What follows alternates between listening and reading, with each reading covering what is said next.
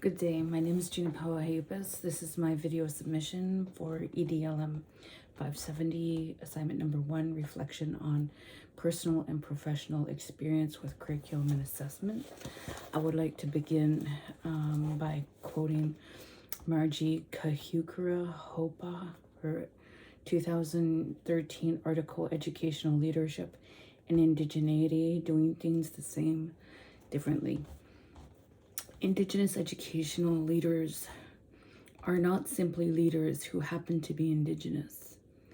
They are leaders who choose not to compromise their Indigenous identity simply because they are educational leaders. The tensions have heightened as Indigenous people have increasingly turned to schooling, historically a site of colonization and assimilation, now as a contemporary site of language and cultural regeneration and transmission. I thought this was really profound because as a residential school survivor at Christie Residential School, I went to residential school for the first part of my life, and I often tell people that education and assessment and curriculum development are not created for me. They're not created for my children either, because we were not taught 2 + 2 = 4, or we were not taught A, B, C, D, E, F, G, and all that. We were taught, Our Father who art in heaven, hallowed be thy name, thy kingdom come. I can tell you I could write that 1,000 times on a whiteboard or a chalkboard. So I thought one of the most prevalent readings that I had that really clicked with me, although all of them have touched me in some way, I feel like how does changing one size fits all to differentiated instruction affect teaching by Rhonda S. Bondi et al. So she cites Brimajoin with Tomlinson's framework, where they talk about increased use of manipulatives, sheets with fewer problems, visuals, and tasks with greater problems. And I can tell you that this really related to me as an Indigenous person, because we were very dexterous. We learned things repetitiously. We did not have a classroom where we were taught how to build a canoe, by a chalkboard or some form of a book. It was all hands-on. So they also quote Renzuli's work with a triad model. I felt like this one was really cool too, because they were talking about gifted students and how extending their skills and supporting their commitment.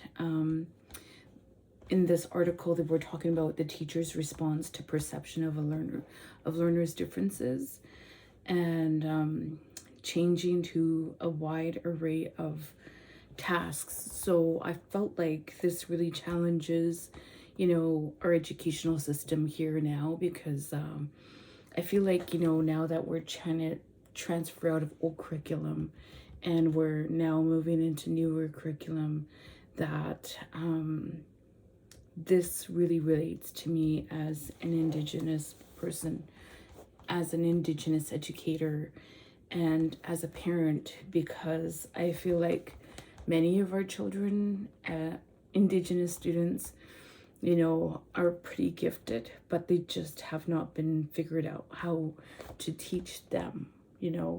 I feel like our curriculum is built as a one size fits all, like this article says.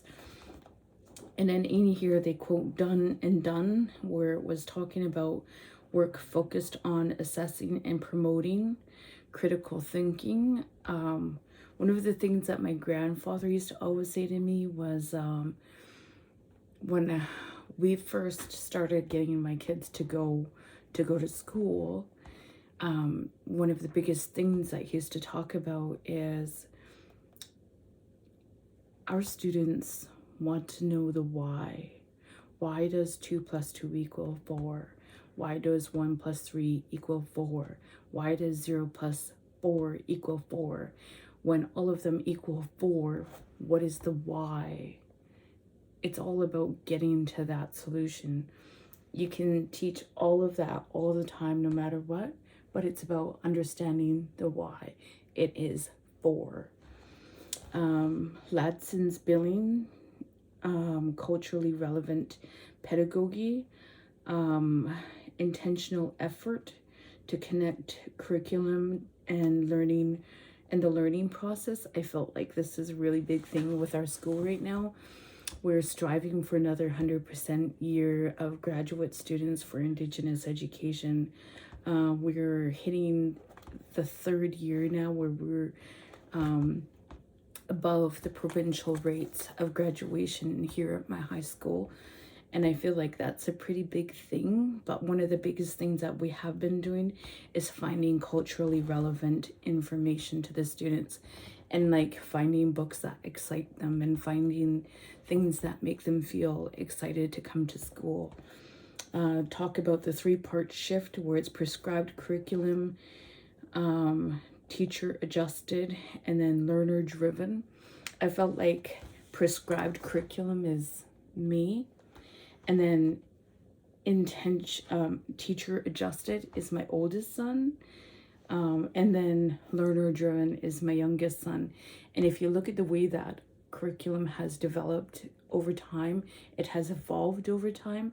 It's about really reaching that level of where we are in these generations of education.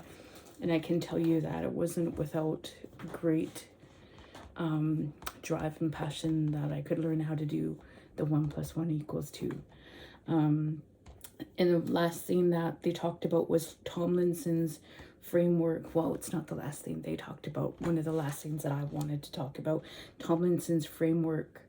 Notice wide range of student differences, language, culture, and personal interests. Planning instructions to leverage student strengths and minimize challenges. So I feel like that is one of the biggest things that, where you can see the ageist thing happen with the older teachers who want to do things a more strict, firm way because they want to meet curriculum, but they also want, with the younger teachers, are able to do things, verbally or drawing pictures, like visually. And so they can do a video submission as well. So thank you for joining me. I know this video is a little bit long, but I appreciate you listening to me. Have a good day.